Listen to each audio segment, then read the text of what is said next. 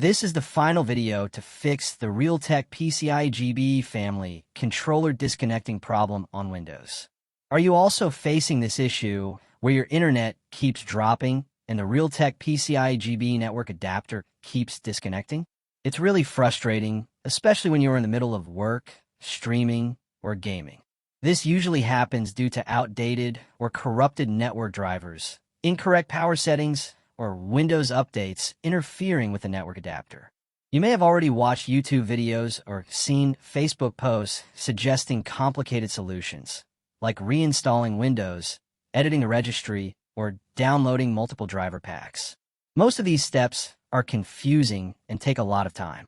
When I faced this problem, nothing worked until I found a secret, simple trick that fixed it immediately. The easiest solution is to update your Realtek network driver and change power management settings.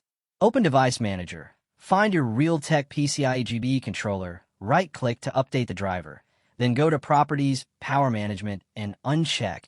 Allow the computer to turn off this device to save power. This simple fix stops the disconnections for most users.